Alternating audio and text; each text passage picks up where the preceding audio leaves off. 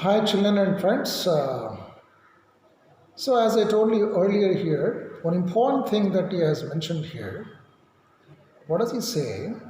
As long as I obeyed my father and abided by the customs of my type, I was not troubled by the laws of man or God. See, what a wonderful thing that he has told here. As long as as long as he obeyed his father and abided by the customs of his tribe.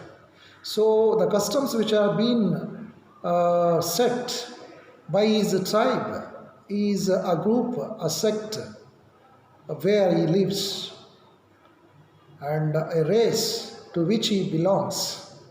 So that tribe, that group of people, what customs they had set, if he abides those customs, if he follows those rules and regulations set by his tribe, and as long as he obeys his father, whatever his father says to him without questioning, if he goes on following the things, if he goes on accepting his father's instructions, and if he goes on following strictly the customs of his tribe, in such things, in that situation, he was not troubled by the laws of man, he says.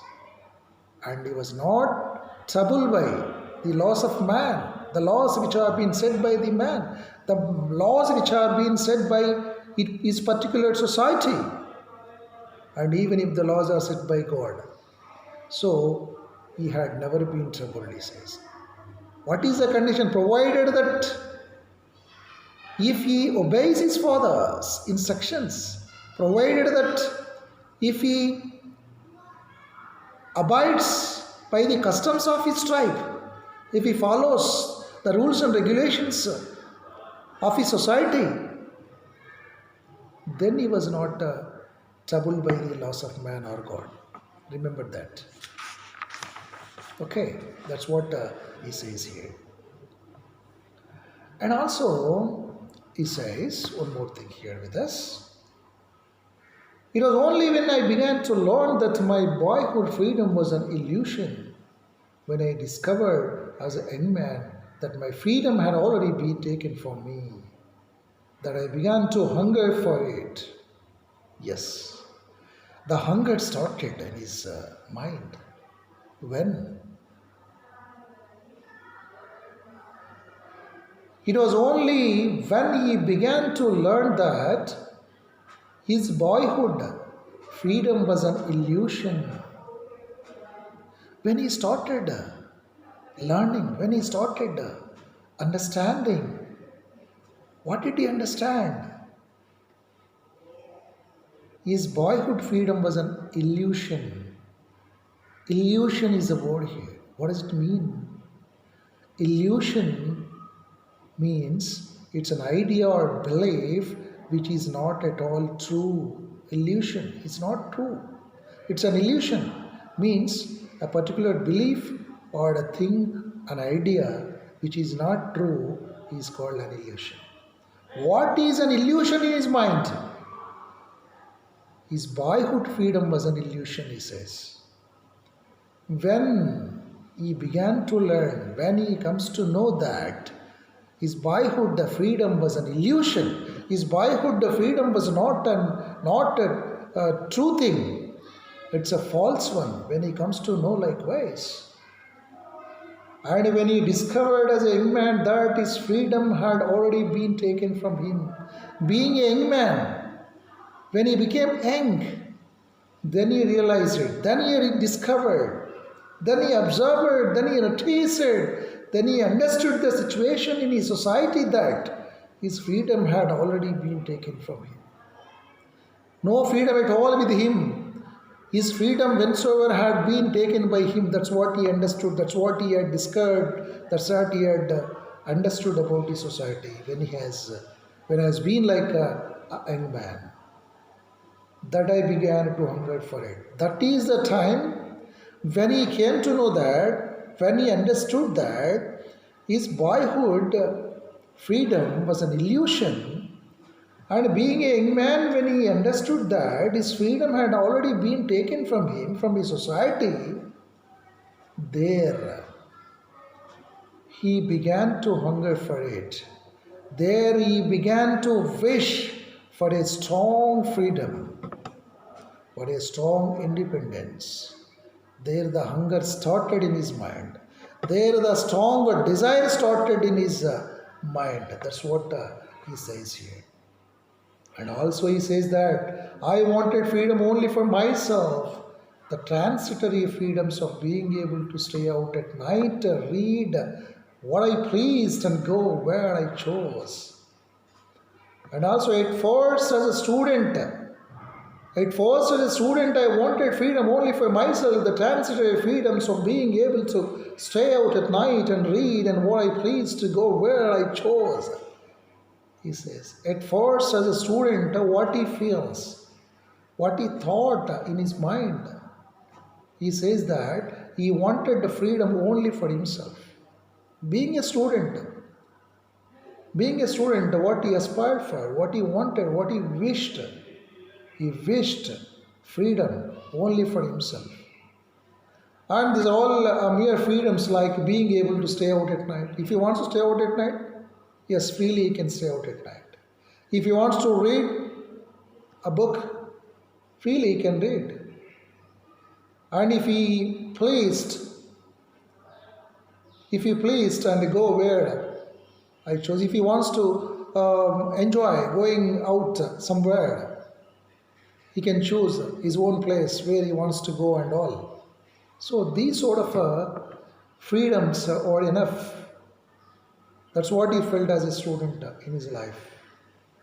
Later, as a young man in Johannesburg, I yearned for the basic and honorable freedoms of achieving my potential, of earning my keep, of marrying and having a family, the freedom not to be obstructed in a lawful life. And also, Nelson Mandela says here, later as a young man in Johannesburg, when he was living as a young man in Johannesburg, he says that he very much wished for the basic and honorable freedoms. What are those basic and honorable freedoms? To achieve his potential of earning his keep. If he wants to earn something for his own livelihood, if he wants to earn something, he can earn. Of marrying, if he wants to get married. Anybody is here. If he wants to become a married person, he can marry here. So marriage freedom and having a family. If he after getting married, if he wants to he can keep a family with him. He can form a family. He can live as a family member there. And also the freedom not to be obstructed in a lawful life. And what sort of freedom? The freedom which cannot be obstructed, which cannot be stopped in a lawful life, as per the law of constitution. If his life is not obstructed, if it is not stopped, that sort of a freedom he wanted being a young man in Johannesburg. That's what he says here. And coming to next point here, but then I slowly saw that not only was I not free, but my brothers and sisters were not free. I saw that it was not just my freedom that was curtailed, but the freedom of everyone who looked like I did. Then slowly, by and by, in his observation, in his experience, in his society, Nelson Mandela started thinking that then I slowly saw that not only was I not free, slowly he could see not only that he was not free, but his brothers and sisters also were also not free. Up to that time, he thought himself that he understood in the society what sort of life that he has been leading there. Is he living there with a freedom? No. He understood that he was not at all living free. He was not at all living with freedom. Not only was he not only was not only he was not free, his brothers and sisters were also not free. That's what he understood. And also he understood that, and also he could see that it was not just his freedom that was curtailed, but the freedom of everyone who looked like he did. Freedom of everyone is lost there. Everyone is in his society, everyone is losing the freedom there. Nobody was free. Nobody has freedom. That's what he understood. That is when I joined the African National Congress, and that is when the hunger for my own freedom became the greater hunger for the freedom of my people. That is when, he says, that is when he joined the African National Congress. That is when the hunger for his own freedom became the greater hunger for the freedom of his people. The hunger for his freedom has become the greater hunger for the freedom of his people. So individual as a person, when he realized about his freedom, whether he is living with freedom in his society or not, when he realized and when he understood, when he could see the situation of his society there, when he realized that he had not been living with freedom, then he realized that. Then hunger started in his mind. That is the hunger for his freedom. And that hunger for his freedom has become the greater hunger for the freedom of his people. That's what he says here. And also Nelson Mandela is saying, it was this desire for the freedom of my people to live their lives with the dignity and self-respect that animated my life, that transformed a frightened young man into a bold one, that drove a law-abiding attorney to become a criminal, that turned a family-loving husband into a man without a home, that forged a life-loving man to live like a monk. See, many points that he had shared here with us. What does he say here? It was this desire, it was that desire. What is the desire of Nelson Mandela here? The desire for the freedom of his people. What is that desire? Desire for the freedom of his people to live their lives with a dignity and self-respect. What is the freedom? What is the independence of a man? What is the freedom of an individual in the society? Where an individual can live with a self-dignity and respect. That is the meaning that that particular man is living in the society of freedom, in the society of independence. So that is a strong desire. He is there, settled in his mind for the freedom of his people to live their lives with a dignity and self-respect that animated his life, that has changed a lot his life, he says. And also he says that transformed a frightened young man into a bold one. A frightened young man, up to that time he had been living as a frightened young man. Being a young man also, he used to be frightened by looking at the society here, which is a set of certain principles and rules and regulations, some restrictions which are stopping his freedom of living. There he has been completely changed, he has been completely transformed. What transformation took place? A frightened young man has been transformed into a bold one.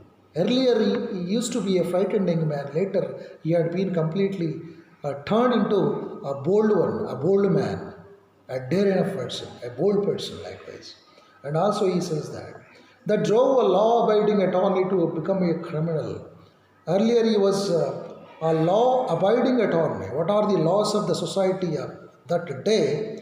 He used to follow simply here. later that law-abiding attorney, the person who sincerely follows and accepts or abides laws in that society, that law-abiding attorney, he has transformed into a criminal in the view of that society, the society which has set the certain rules and all, that turned a family-loving husband into a man without a home. A family loving husband, earlier he had been a family loving husband. That husband, family loving husband, has been changed like a man of homeless. Earlier he had been living like a family loving husband. That family loving husband had been transformed into a man without a home. Even he has lost his home also. That forced a life loving man to live like a monk. A life loving man has also been transformed into a monk. Means being away from all the things, all household tasks, all selfish tasks. He has come up with the spirit of living for the sake of society. That's what he wanted to say to us here. I hope you understood well this concept, friends. And also he says, I am no more virtuous or self-sacrificing than the next man. But I found that I could not even enjoy the poor and limited freedoms I was allowed when I knew my people were not free. Freedom is indivisible. Freedom is indivisible. The chains on any one of my people were the chains on all of them. The chains on all of my people were the chains on me. This is what he says here.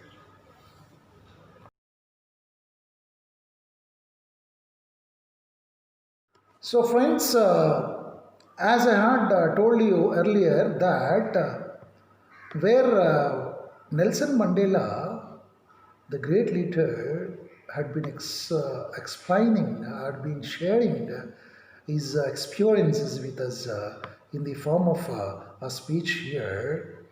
And what does he say here? He found that he could not, he said that a life loving man to live like a monk. Actually, earlier he had been living like a life loving man. According to the norms of the society, he used to live. He used to lead his life. That man has been transformed into a monk later. Means he was kept away from all worldly pleasures and other social norms and rules and regulations which are not suitable to his society and to his philosophy, where every individual can be treated with equality and all like that, and every individual should be given freedom and independence to live his life happily. So in this context, when he realized the importance of freedom to his people and to himself, so there he says that he had been transformed into a different man, he says. And also he says, I am no more virtuous or self-sacrificing than the next man. But I found that I could not even enjoy the poor and the limited freedoms I was allowed when I knew my people were not free. What an extraordinary thing he has told here. When he realized that when there is a limited freedoms, when there are limited freedoms are there, limited freedoms were allowed to him, but what does he say here? Whereas my people were not free, how can I enjoy the freedom myself? He questions himself. That's why he says that he was no more virtuous or self-sacrificing than the next man. He is no more virtuous or self-sacrificing than the next man. There is no particular thing about him here. He is not given that much importance like that. And he says that he is not at all more virtuous, more talented are more self-sacrificing than the next man. Means, in his opinion, all the individuals of the society are equal.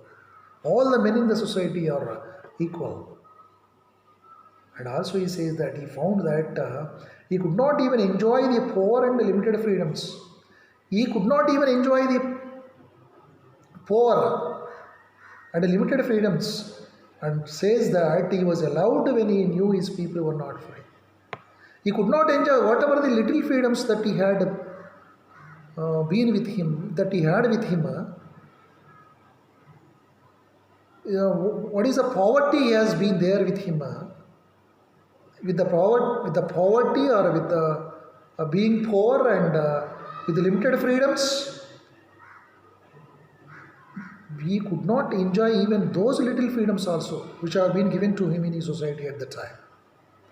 Why? He realized that where his people were not at all free, how can he enjoy those little freedoms even?